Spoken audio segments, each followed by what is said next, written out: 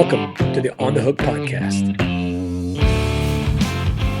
Hey, everybody. Welcome to the second episode of the On the Hook podcast. I hope you enjoyed the first episode with the godfather of repossessions, Bob Wilson.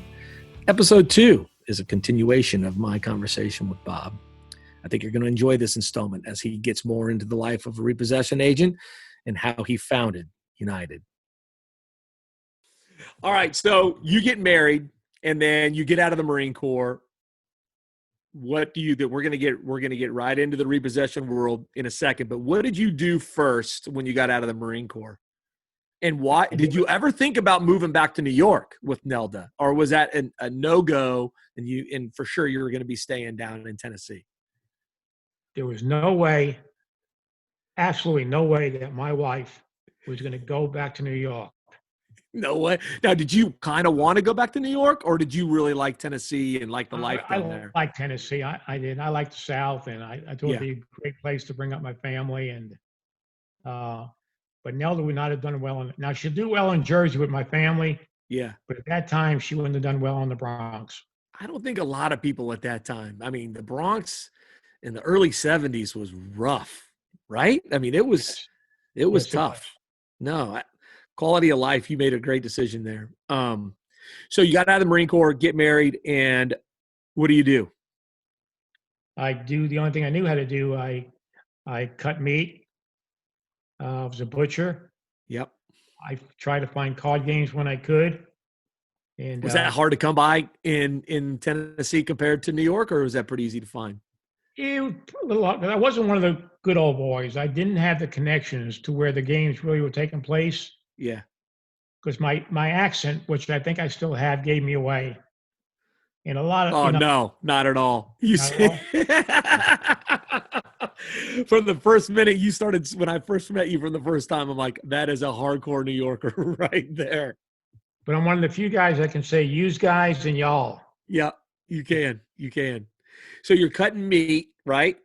And who were you working for then? What was the name of was it a meat market, or was it a grocery store, or who was it? I got fired from 3 different places because I was selling Amway, Unijack's office products. I was having opportunity meetings at my house 2 or 3 times a week when nobody would show up. Just a hustler. That's what I was doing. Just a hustler. I loved it. So, all right, that brings me to probably, it's going to be, we're going to get into this, pretty deep, but the repossession business, right? And the story of how you got into it, and your passion for it's going to probably come out, but tell everybody the story of how you got into the repossession business, and detail your first repossession. I want to hear that story. It never gets old. I've got to back up a little bit. When we were still in the Marine Corps, Lou and I were in Millington. We wanted to go home for a weekend of 3 or 4 days, and there was a company called Acon Auto Transport, and they would take cars that belonged to people from FedEx or Plow or some big companies where the executive didn't want to drive his car. So they paid us $50. They advertised that they would pay $50 to drive a car. So we called and said, we got a car going to Boston. So back then, gas was 27 cents a gallon. They paid us $50 to do it. So we drove to Boston, found this family, gave them their car. They were very, very nice. They brought us back to the Greyhound bus station and gave us another $50 for our help, for us being nice. And went to see our family, went back. So a year and a half later, I'm out of the Marine Corps. Yeah. Nelda's pregnant, and she became due any day on the end of May. And I'll tell you that comes into play a little bit later. And I see this ad in the commercial appeal that said, drive away franchise for sale. I said, Nelda, I think this is what Lou and I did years ago when we went home. So I called, and this guy named Harvey Blackburn answered the phone, and I told him I was calling him. I said, yeah, we're going to award the franchise to the first one that gets up here. And that was July 26th or 27th. Nell still hasn't had the baby yet. I knew I couldn't leave her. we lived in an apartment that was $71 a month and not in the best of neighborhoods, so I couldn't leave. So baby was born. Kerry was born on August 3rd. I took Nelda and Kerry back home to her mother's on August the 6th, and she has yet, this 48 years later, to forgive me for doing that. She felt I should have taken her home. So I left and I flew to New York on August the 7th, bought the franchise, flew back, went to work the next day at the meat cutting, and I did that for the next 6 weeks Yeah. until Kerry was about 6 weeks old. I found an office place we could rent and rented that. And then Nelda would go up there, the baby would be in the bassinet, and I'd go cut meat. She would take orders about delivering these cars. So I would go pick up the cars at night, and she would arrange for drivers to drive them out. So it was going along pretty good, and we were bringing back repossessed cars for First Tennessee Bank here in Memphis. And I knew this guy's name was Robert Jones. He was always the one that gave us the order, and we did a good job. Not that we did, all we did was take the order and give it to somebody down in Florida who got the driver who got the car up here. But anyway, he called and said, Bob, he said, you guys are doing a great job. He said, you want to repo a car? So I just said, sure.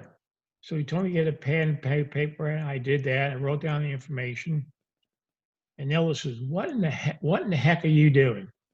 And I said, well, this can't be this hard, Nelda. If these guys in Florida are doing it, we can do it. She said, well, I can't tell you exactly what she said. Some of these things I'm going to have to bleep, but she said, you can't do that. I said, well, yes, we can. So we took the information down and we went to our Chevrolet dealership. The car was at the airport. Guy left at the airport when he went out of town. Got the keys cut for 12 cents, 6 cents for the ignition, 6 cents for the door. And got the key cut, went to the airport. She left in a 1971 Gremlin. I think it was one of the ugliest cars ever made. This was a 5-speed. You had a 1971 Gremlin? Yeah, it was blue and it had a white sash on it, and it was a 4-speed or a 5-speed. I don't remember.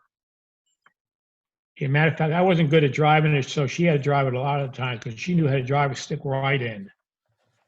So she dropped me off at the airport, and as luck would have it, I walked around, and in the second parking lot, I found the car.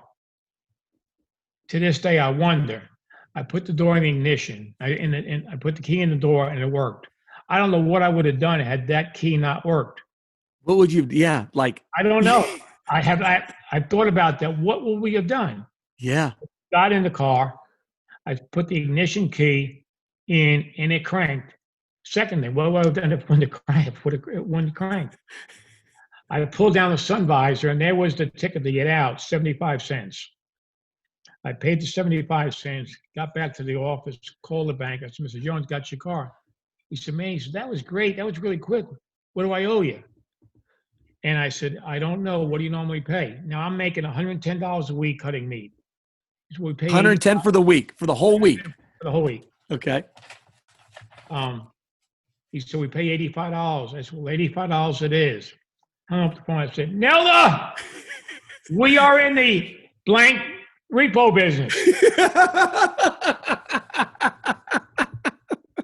And that's how it started. That's how it started. And that's no exaggeration, is almost exactly how it started. Except the only thing is, she will say that I let her off and she got the first car, but that's just, She'll argue with you, huh?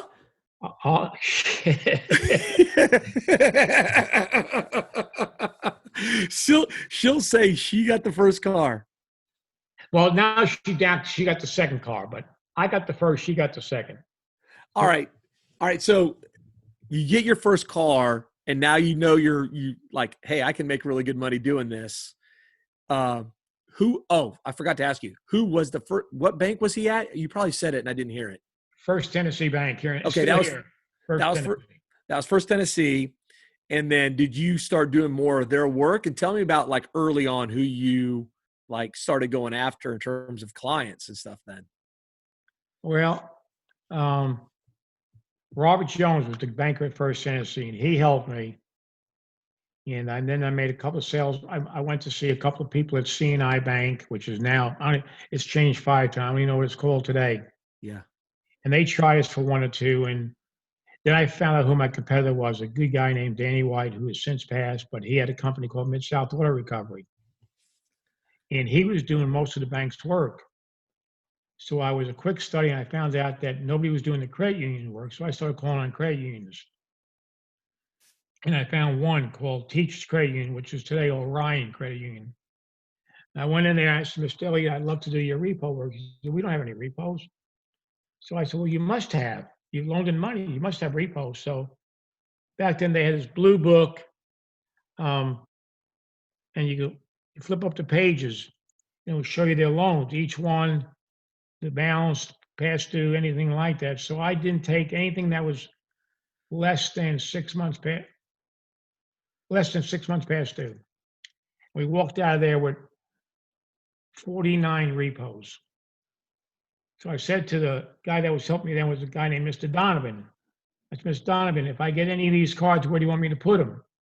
So he said, just put them right here in the back parking lot. Well, the parking lot was the employee parking.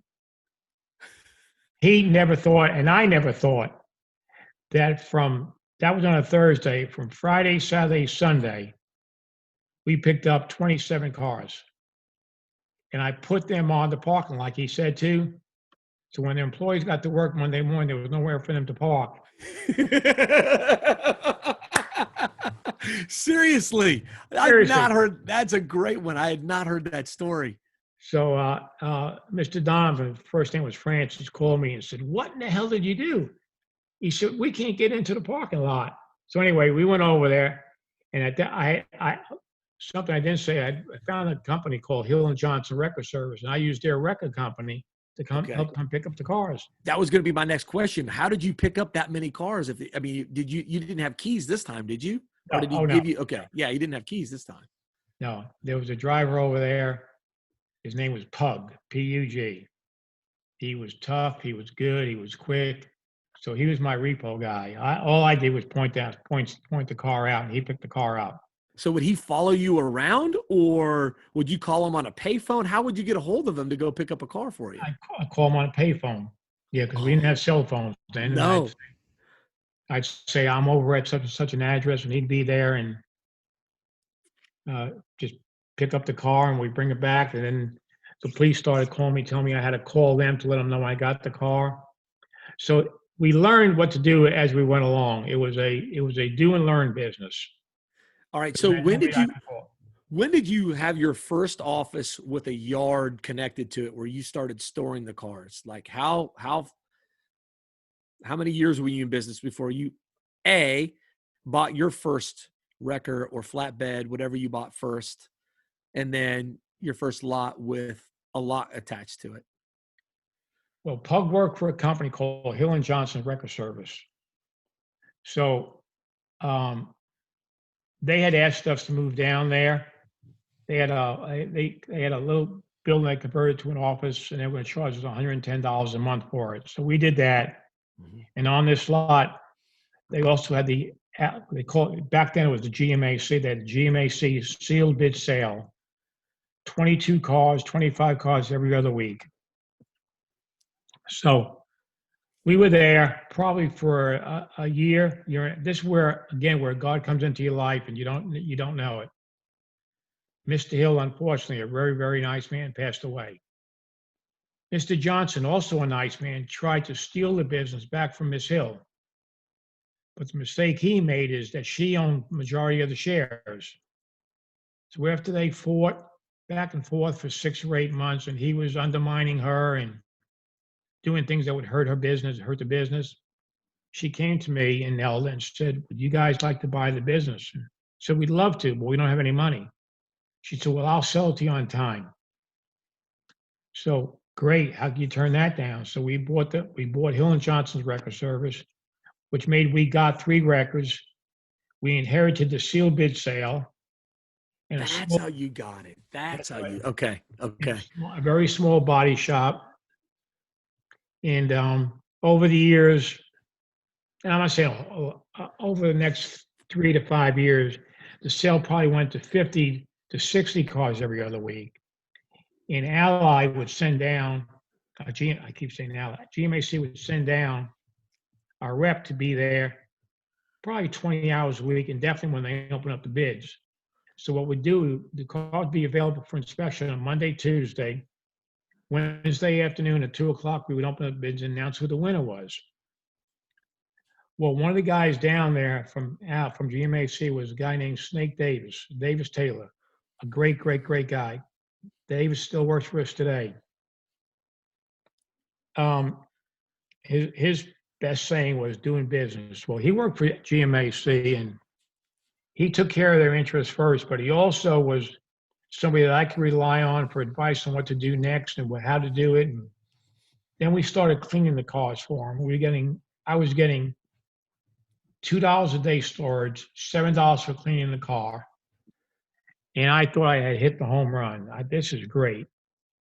So, and Snake helped us out a lot. Really? And then from there, the sale just went from 22 cars, 40 cars every other week, to 150 out GMAC cars, 60 Toyotas, 80 Chryslers, and a bunch of the banks. So we were having a seal bid sale every other Wednesday with 400 cars in it. Wow. And I those were almost absolutes, right? Like they would almost all 400 would sell, when it got to that point, they were all sold. Yeah, yeah. So on Wednesday at 2:00, didn't change the day or the time.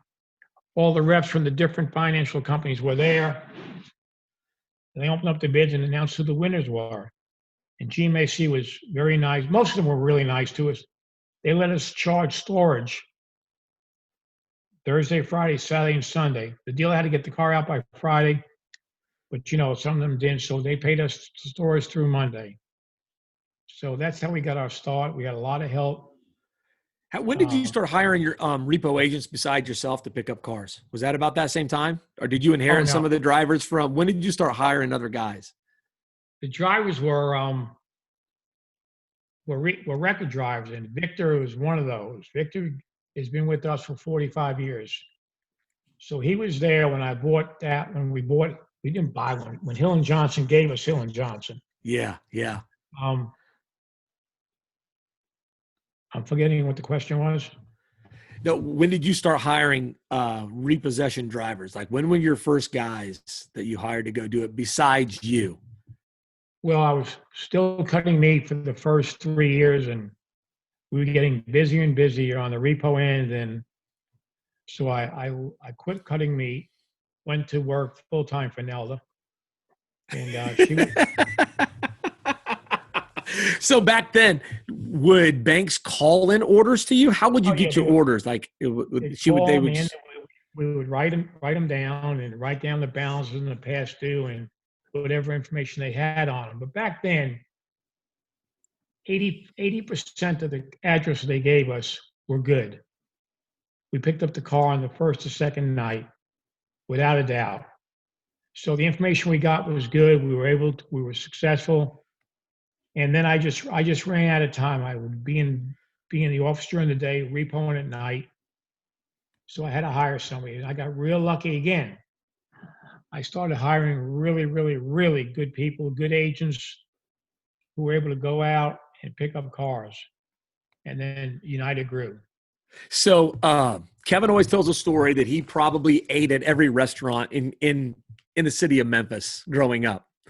And it was all based on where you were running addresses that night. Are those true stories? Were Carrie and Kevin in the backseat of your car with you and Nelda? And I mean, is that true? Absolutely. I'd come home.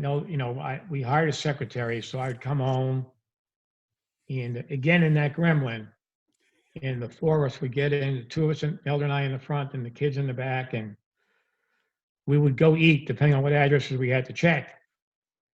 And again, going back to that 80 to 90% rule, a lot of the addresses were good.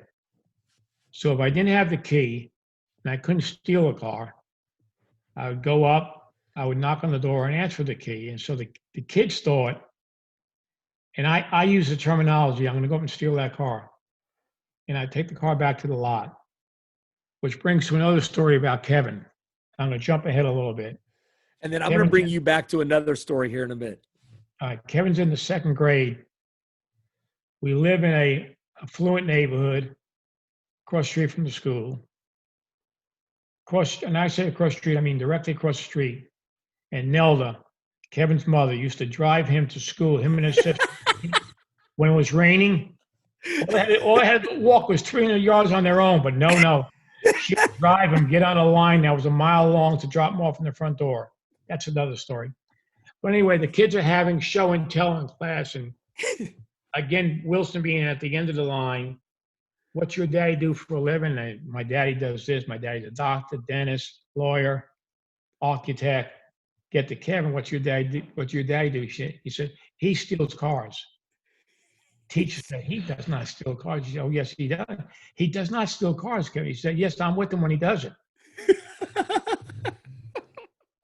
So the principal and the teacher called Nelda and said, would you please come up here? Your son is telling the class that his father steals cars. She said, I'll be right there. So she went and explained to the principal what Kevin meant. That is fantastic.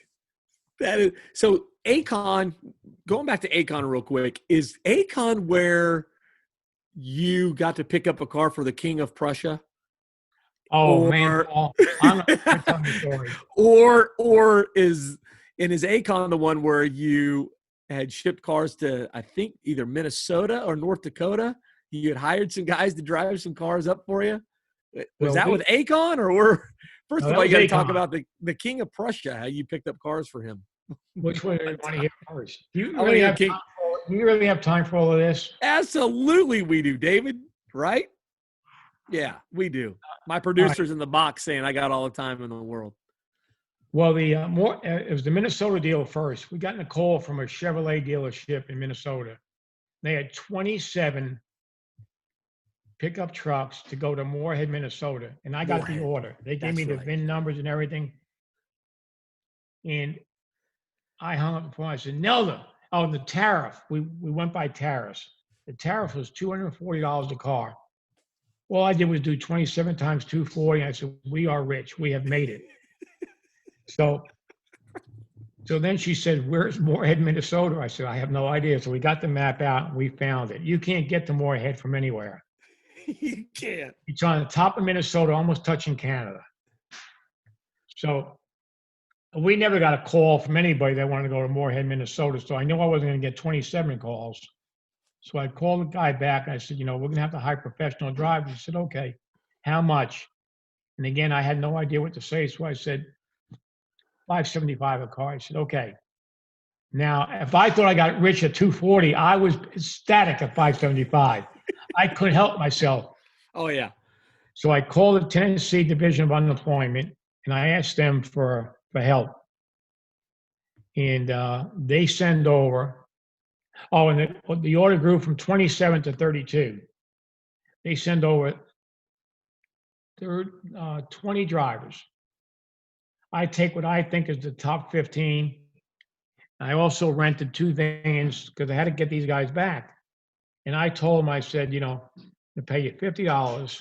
You're going to take this pickup truck. You're going to drive them to Minnesota. And I went to Beale Street, and I rented 15 tow bars. And on the back of the Clockwise Station Towers, we hooked up these pickup trucks. So as far as I was, and I was still cutting meat then, as far as I was concerned, I was done. I went home, waiting for the check.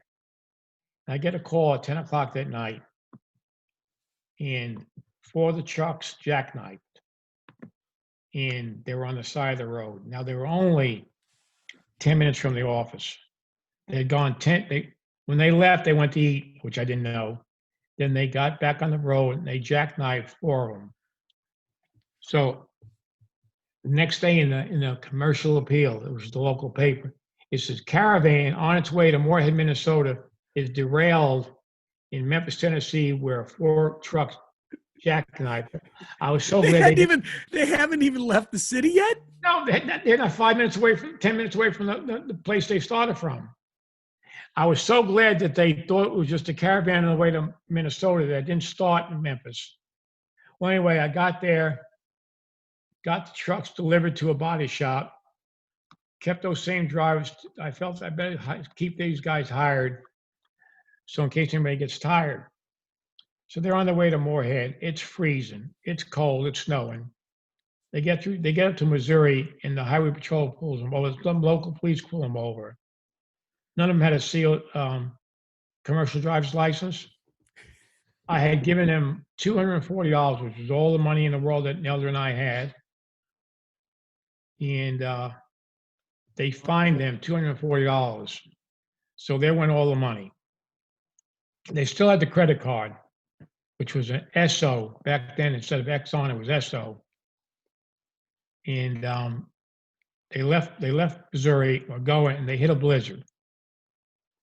What I told them was going to be a day and a half trip. It took them 4.5 days to get to Moorhead, Minnesota. They slept in the trucks during our truck stops. They ate cereal. They get to Moorhead. They deliver the trucks, and they're on their way back. And they are. You can imagine how upset they are. They're frustrated. Oh, beyond belief. They're frustrated. I haven't had a bath in a week for 5 days. So they get back to the office, and we're on the 15th floor. And they come back, and they say, "We want our money, blah, blah, blah, blah, blah." Okay. So we go down there, and I got these checks. So I start writing out, David Wilson, $50, Paul Rettenmeyer, $50, and, and the first two left and got on the elevator. I could hear the elevator. And on the bottom of this building I was in, there was a grocery store called Fred Montese's. And unbeknownst to me, they cashed checks. So by the time I got to writing the 8th and 9th check, the first two had come up, and I could hear the elevator. I could hear the scream, "The checks are no good." I said, "Oh my God." Oh my gosh. So I had a weapon. I put the weapon on the desk, and there wasn't much room in this office. All it was one chair, one desk, and one chair. And I knew if it had, I knew it was tight, and I knew if it had a window, I was going out that window. So they were. You cannot imagine how mad they were. But I calmed them down a little bit with a couple of threats. But I calmed them down. I told them I'd make the checks good. Give me 2 days. So I did make the checks good and got the money, and unbelievable. And we were. I can't tell you how broke Nelder and I were. After thinking you were going to get so rich. Oh yeah. We you were flat broke. That one is unbelievable. I can't. When I put myself in your shoes, and I'm thinking of hearing the elevator open, I think I would probably run through a brick wall just to get out of wherever I was, because I'd be so scared. So scared. All right, so go through the King of Prussia story, because this is another great one. Absolutely. This is kind of an embarrassing one. I happened to be up there in the office one day, and I answer the phone, Acon Auto Transport, can I help you? And I think the guy says, "This is the King of Prussia, and I want to deliver my 2 Cadillacs to Prussia." So I take down the information. Acon could ship cars overseas. There was a way to do it. We could have to take it to a port. So there was a price for doing this. I couldn't find Prussia on the price list, so I told him I'd get back to him. And I didn't have credit, so I couldn't really rent the office in my name. I rented it from a guy named Charlie McDaniels. And Charlie had 3 ladies that worked for him. And Nella said, well, first off, Nella said, "That's not the damn King of Prussia." She said, "You're crazy." I said, "He said he was the King of Prussia." So Mr. McDaniel had this world map. So there we are, Nelder and I, him and his 3 secretaries, down on our hands and knees, trying to find Prussia on this world map. Now, I knew Prussia had something to do with Iran. So I kept going back to finding Iran. I couldn't find the suburb of Prussia.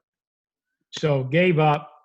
He called me back 2 days later, and he was a basketball player that played for the Tams here in Memphis, Tennessee. Yeah, He wanted his 2 Cadillacs to the King of Prussia, Pennsylvania. I kind of got that a little confused. Oh my gosh, that is fantastic, Bob. That It is was fantastic. It just shows no. how dumb we were, or how dumb I was. I had never heard of the King of Prussia, Pennsylvania until I went to Philadelphia for my first time. So, hey, I went through 20-some years before I got to Philadelphia, so I'd never heard of King of Prussia, Pennsylvania. So, you're not the only one in that boat. And you can relate. I can relate. All right, so you started with Acon, and then what was United always called United, or did you have another? Okay, that was called United. All right, so I'm going to fast forward a little bit. You started building a company. At about what year in the repossession business did associations start coming about, and how did you start making some of the friends you had in the business back then? Tell me how you got involved in that stuff. The associations were already there. Some of the friends I have today, I didn't have back then because they were the ones that kept me out of the associations. Wow. Yeah, and it was all politics, and Yeah. I'd never been involved in an office situation before. Didn't really know much about how to do that, and so it was a struggle getting in. Okay. I can remember going to Vegas, trying to get into an association called NFA, National Finance Adjusters. And they were all very polite, very nice, but we had to wait outside a room. Those of us who were trying to get in. Yeah. And you had to go in and be interviewed. And I went, when my turn came, I went in and I was interviewed. I thought I did really good. I thought I won them over. Found out an hour later I wasn't getting in. I was pissed. That's when I learned how to play craps too. On that trip right there? On that trip right there. But not only then I was broke.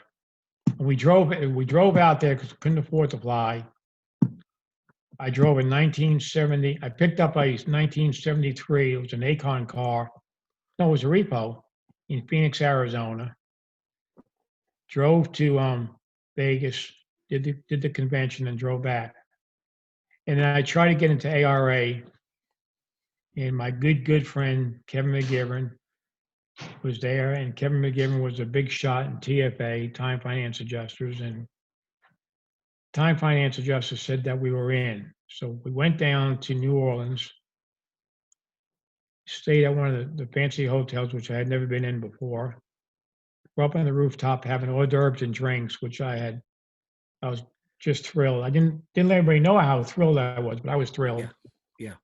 And everybody was very nice, and they were treating us as new members. Then I got a call to the side by Kevin. It said they decided not to let us in. Why?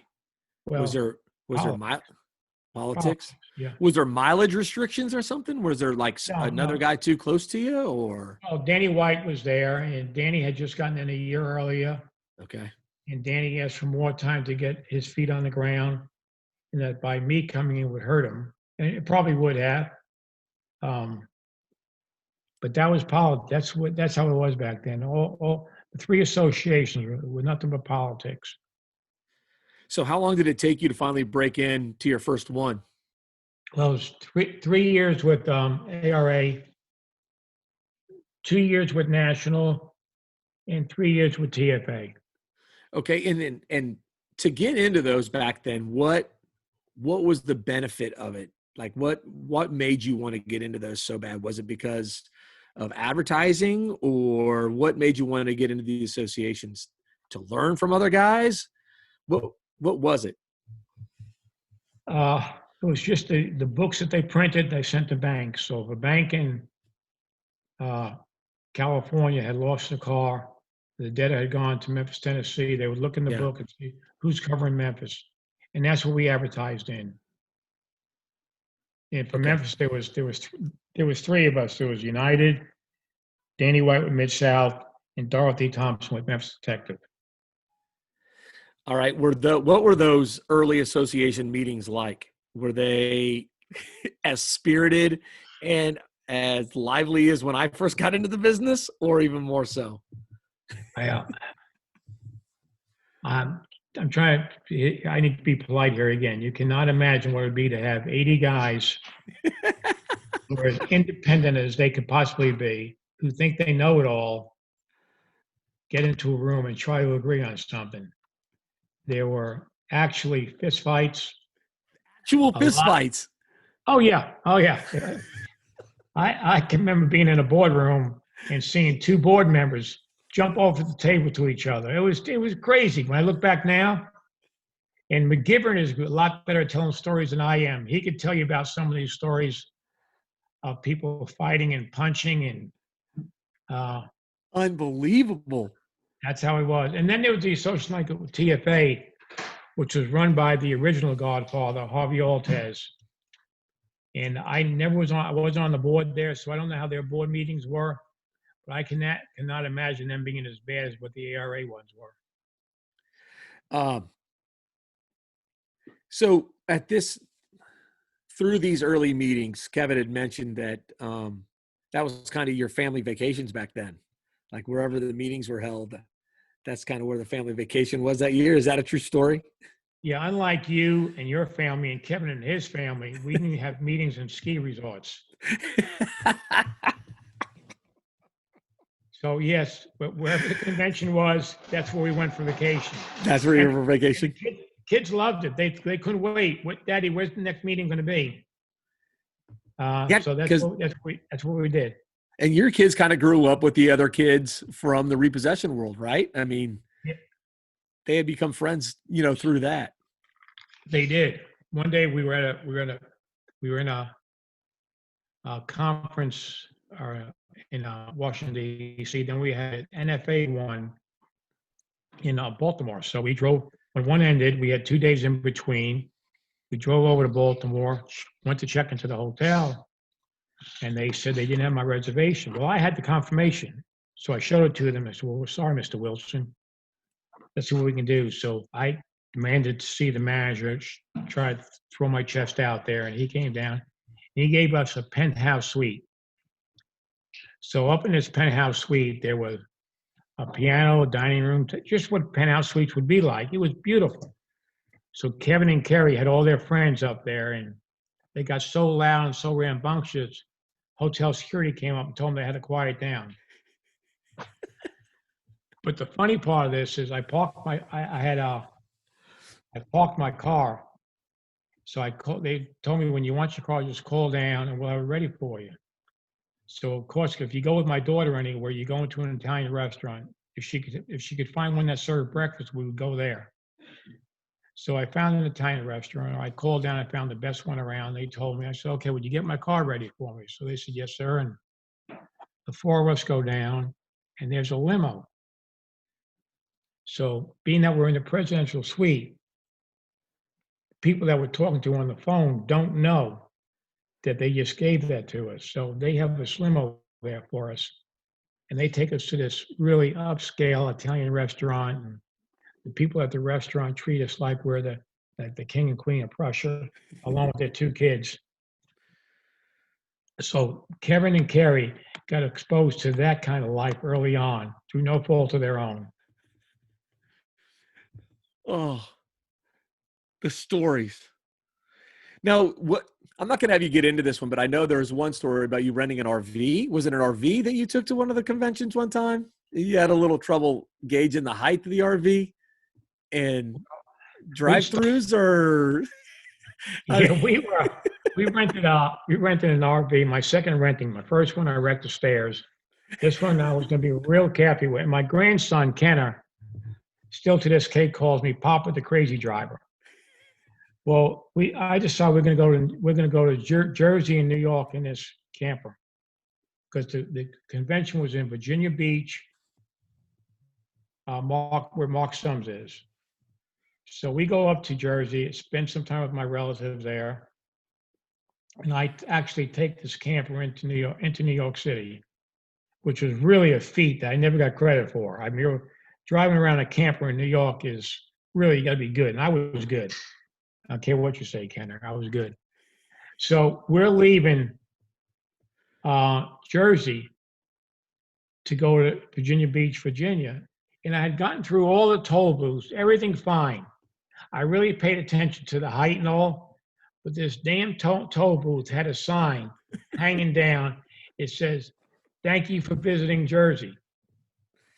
Well, I went through that deal and I hit the air conditioner, the antennas, everything went flying. So, of course, the kids are screaming. It sounds like we hit a brick wall, and I stop and I've got to get out and get on top of this motor home to clear off all the debris. So I'm out there, and all these people are blowing their horns at me and giving me the New York wave and the Jersey, especially the Jersey. Jersey does more waves than New York does. I'll have you know Jersey that. does? Oh, Really? Jersey, they that little finger in Jersey gets used all the time. And so they're cussing at me, nothing I can do. I'm trying to clear this crap off the top of the RV. So it gets done. We get through. Remember, it was probably my fault, but why they had to hang that sign there? Yeah, yeah. Why would they hang that sign there? Well, thank you for visiting New Jersey. Well, that sign was gone after I ran through it, and so was my. It's probably gone to this day. Yeah, I should have picked it up. I had not remembered that story until you talked about driving around to the different ones. Yeah. Until just now. All right. So so you started off in Memphis, Tennessee. When did you open the branch in Nashville? When did you branch out to Nashville? Was that way later on, or? Well, the first branch was really Corbin, Kentucky. Really? Those of you who don't know, Corbin, Kentucky is the home of Kentucky Fried Chicken. We had a lady up there. I can't. Her name was Jean, but I can't remember the name of her company. She was a great repossessing. They were really good. So we were doing a lot of forwarding then, and one of the banks we were forwarding for was U.S. Bank. So we forwarded these accounts to Jean up there, and she'd pick them up and doing a great job. She got sued 3 times in a year. None of the suits were her fault, but somebody at U.S. Bank made the decision that they did not want me to use them any longer. When I called Jean, I told her I was going to have to quit using you. And she said, "Oh, Bob," she said, "if you do that, you're the only customer I have." I said, "Jean, I'm sorry. I nothing I can do." She said, "Well, why don't you buy me and let me work for you?" And I said, "Well, I don't really have the money to buy you either." She said, "Is $1 too much?" So I said, "No, I can handle that." So we bought her company. And so United expanded to Corbin, Kentucky. Then my best friend, who told me that I couldn't sing in church, his wife was looking for something to do, so we opened up in Nashville, and she became the manager up there. So now I had Corbin, Kentucky, and Nashville. We used a great company in Knoxville. We had two great guys up there, Michael and Paul, and their boss, who was the owner, who I never knew. He was a truck driver by trade. And one Monday they walked in and he decided he wanted to go back and do what he was doing, driving a truck. So he told them the company was theirs. When they called, he said, "Well, we can't afford to run it. We don't have any money. Would you take it over?" So I said, "Well, sure." So the first 3 companies that United bought, we bought for the price of $1. Wow. Talk about God shining a light on you and being in the right spot and being blessed. We were, and I was. I had never heard that story, especially Corbin. Yeah. Never. Is it hard for you to think about those stories and now at 43 branch locations and the size of the company that you have is now? I mean, it is hard if you think about 43 in total, but if you think about them one at a time, it's not that hard. Yeah. Because in this business, a repo is one at a time. Yep. And United is what United is because of the people that we have had, that dedicated a lot of time and a lot of effort to make it successful. Yeah, absolutely. So speeding through, kind of fast forwarding through into the 90s, you had brought your son-in-law on at the time. My son-in-law? Monty Sarnell, yeah. And then was Monty on before Kevin, or was it was it Kevin on and then Monty came on? That didn't happen until the early 2000s. Early 2000s. Okay. Yeah, Okay. I had a stroke in 90. Yeah, I think not. No, I forgot 96. I think. 96. And when I came home from the hospital, I told Nelda, I said, none of you really know what I do. Yeah. So if anything happens to me, I don't know what's going to happen. So Kevin had just finished college and was working for Ernst& Young. He said, well, Dad, I'll come in. I'll work there for a year and see what's going on. I said, babe, that'd be great. And that was 20 years ago. So that's how Kevin got there. Okay. And then one day, Kerry calls me. He says, Dad, Monty wants to join the family business. Now, two things with that statement. First, I never knew it was a family business. Yeah. And then she said, Monty wanted to come. I said, Kerry, Monty's an attorney, which I can't stand attorneys, and he has no common sense. She said, Dad. So anyway, Kerry wins out. I hire Monty. And probably one of the greatest things I ever did. Yeah. No question. As you know. Absolutely. I know better than other than you and Kevin. I know and a lot of people that he tutored at our company along the way. That is a true statement. So in the 80s and 90s, let me drop that. Monty brought a different flavor to the company. He brought Kevin knew how to run it, and Kevin ran it, but Monty was able to run interference for Kevin, just like you do, still to this day, like Brad does, like Ludo does. But Monty, being the attorney with the attorney background, he was just bullheaded, and like most attorneys, he would not take no for an answer. no. And I do want to tell a story about Monty. We were at a convention in San Antonio, and there was this young lady, I don't get her name, from Wells Fargo, and everybody was trying to get in front of her to get her business. So I said, Monty, go down there and see what you can do. Well, I was sitting up having my wine, and I could watch down and watch this. And he got in front of this lady, and I could see him talking. I could never see her mouth move. And she just turned her back on him. All he did was go to where she was again, got in front of her. He did this 4 times, and he did it 4 times until finally I could see her give him her card. And that's how Wells Fargo started. Is that right? He wasn't going to give up. And being the attorney in him, he thought that was perfectly normal. He thought it was okay. He thought okay. He thought that was okay. I'm not taking no for an answer. One of these days I'm going to have Patty Holmes on a podcast, and I'm going to have Patty Holmes tell the story of him getting into Ally, just driving her insane until she finally just showing up at her door at an undescript location to get into the door for GMAC at the time. I got a Wells Fargo story with Monty too that is so fantastic. So Kevin, through the whole process of our courtship, as I was coming on board, at the very last second, he says, oh, by the way, you're going to be making sales calls with my brother-in-law across the nation. And at the time, he said, he'll focus on the repossession side and you can focus on the remarketing side.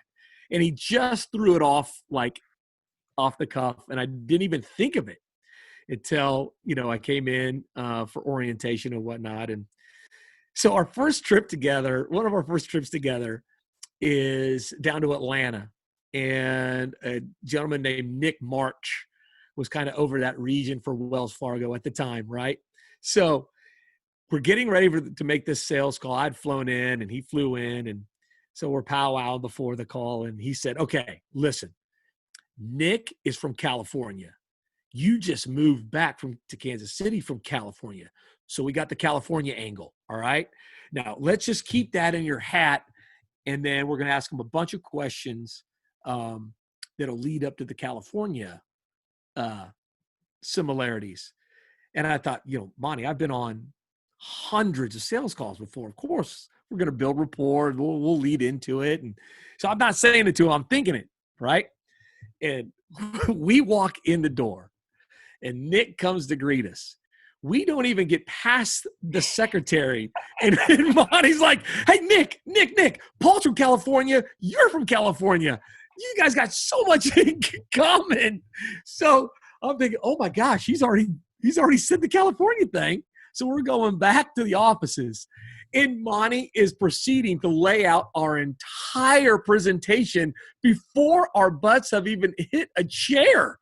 Before we even hit a chair, he had said how many trucks we got, how many branches we got, who we do business for. So by the time we got to Nick's office, it was like, okay, I get that's our spiel. We don't have much to go on. So thankfully, Nick was a super guy. I asked him a million questions. So we go outside. I go, Monty, we got some work to do together on this sales presentation stuff, man.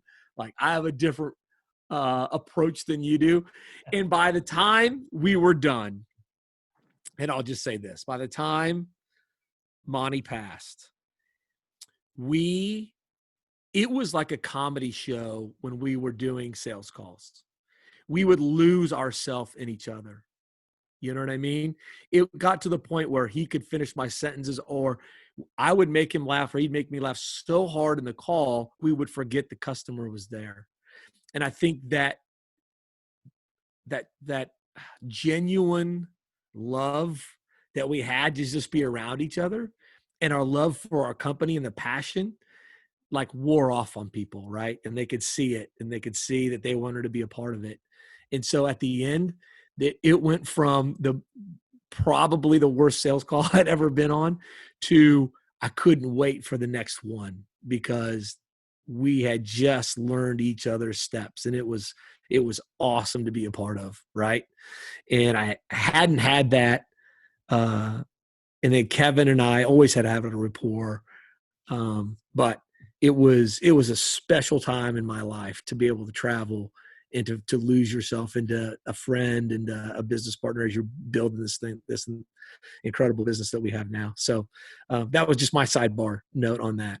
And I want you to know, Monty's family considers you part of their family because of how you and Monty were, the friendship that you had together. Yeah, it goes without saying, they're my family. They're my Memphis family. There's one story. I don't even know if you can tell this story, because I don't know if it's appropriate for a podcast. Didn't you one night get shot at or had a gunfight on the lot at one point in time? Like, I'm trying to think of these stories that you've told over the years, and they're just like, wasn't there a gunfight on the lot one night and you knew it was coming, or something happened? It was on Lamar. It was at the Hill and Johnson location. Oh, first of all, I can't believe you were on Lamar. As I drive down Lamar all the time, I'm like, I can't believe you were on Lamar. Okay, now go ahead to the story. Sorry. Lamar is no different than the Bronx. It looks the same to me. It does look a lot like it. We got an order from a finance company, and it was on a and I'm only saying this because that's what it was. It was a Muslim man, and the only address they had for him was at their mosque on 3rd Street. They said everybody else was afraid to get it, and I said, well, I'll go get it. When I get it, don't tell them where it is. That was the agreement. It was a 1967 Pontiac GTO. Oh. Absolutely. It was green. It was absolutely beautiful. So I went and I got the car, brought it back to the lot, and I kind of surrounded the car to where you couldn't even see it unless you knew it was there. Called the finance company, told them that I got their car, and said, remember, don't tell them where it is. So a week and a half passed, and the finance company calls us. And at that time, I had a secretary by the name of Carol. And Carol says, Bob, the finance company has told him where the car is. He said he wanted to get his kids' books out of there. So by the time that phone call hung up, I hear Snake or somebody saying they're on their lot.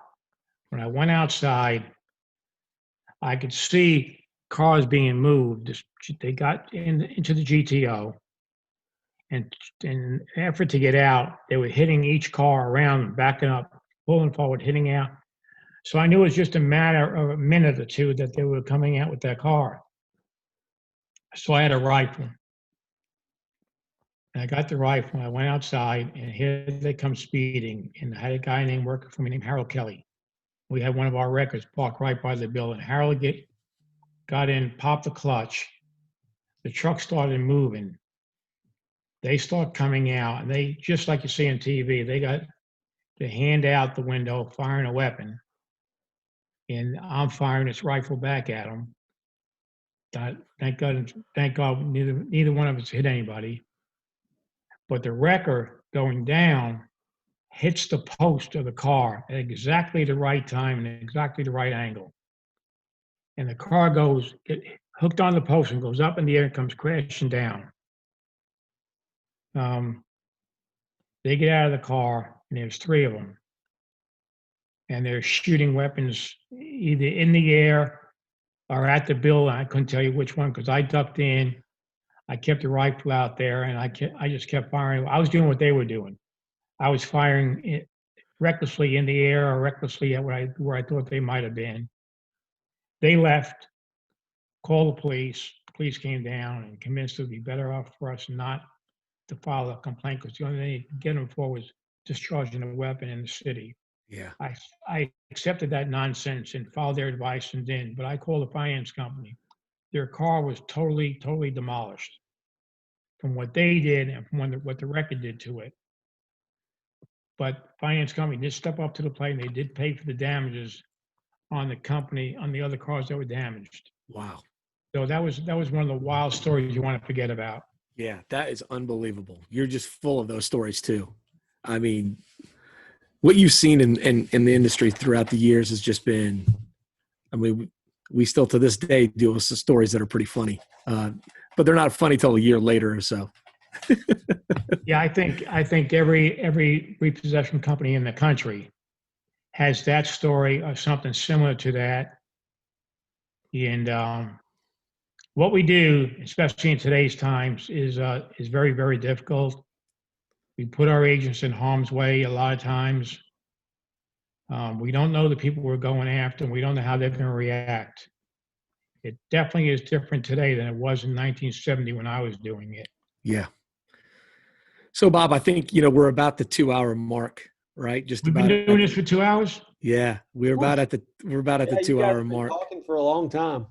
Yeah, and I like with Monty, I lose myself. I mean, these are as much for me as they are for what they're going to be for the repossession world. But I just want to, I think we're probably going to come back and do another one with you because it's so good, and I'd love to pull Kevin in. But I want you to end this by talking about what we've built over the last, 10 years and your feelings on the repossession industry today and United today. Because it means a heck of a lot to me and the just shy of 500 employees that we have that work for us. So just want to say a couple words. That'd be great. And we'll let you get going. I am so appreciated to be blessed the way I have been. Having a great and healthy family is number one. Having a loving wife who, through all this crap that I did early on, stayed with me. One of the things I used to tell her is, Nelda, I can get a job where other people can't get an application. I told her that after the 5th time I was fired, cutting meat for being disrespectful, whatever. I think Nelda and I laid the foundation, and Kevin came back and picked up that foundation and built the company. And he built it with you, Paul, Monty, Brad, and now the new people that Kevin has put on his management team, David Wilson, who does this crazy stuff that we're doing right now. We got a crazy Frenchman that does our training. Kevin's come up with this word. United, and it's what's it called?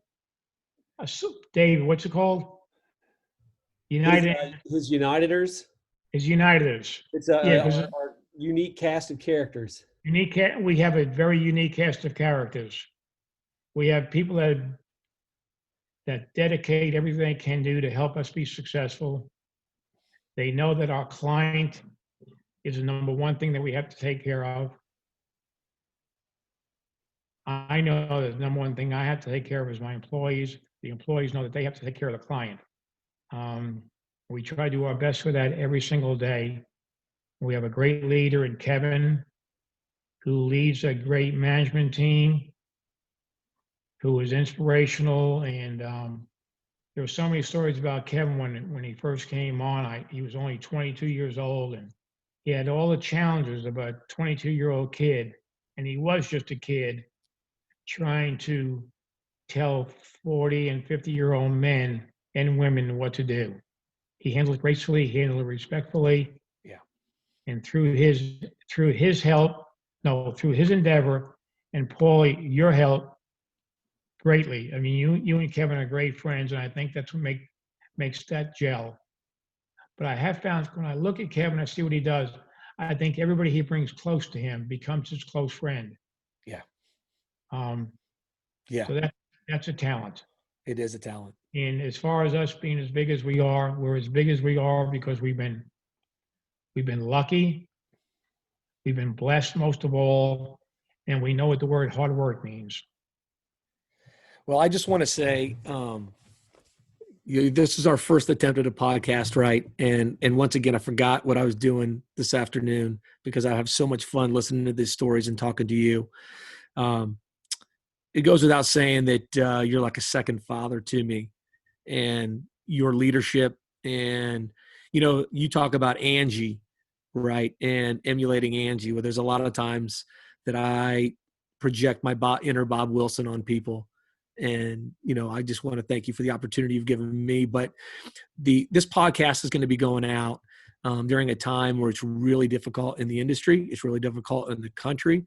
And I'm hoping to lure in a lot of our clients, other employees, maybe even some competitors, because I think there's stories to be told. And I think there's something interesting with just about anybody. And it's going to be really hard to top this, Bob. And then this is something I'm going to be playing back for myself for a number of years, just to be able to listen to these stories again. So, man, thanks for agreeing to doing this podcast. David, thanks for your help today. We're going to do hopefully many more to come, to project these out to the industry. So thanks, Bob, for everything. Okay. Thank you, everybody, for putting this together. Thank you, Paul, for being the moderator and being the friend that you are. Because without you, United wouldn't be where it is today either. And in closing, I do want to say I had to check with my grandchildren to find out what a podcast was. I don't even know what a podcast. I don't know how to look this up. If this is going to be repeated again, somebody's going to have to show me how to do it. So I'll download it for you. I'll download it for you. All right. Download it for me and mail it to me. All right, Bob. Thank you. All right. Thanks, guys.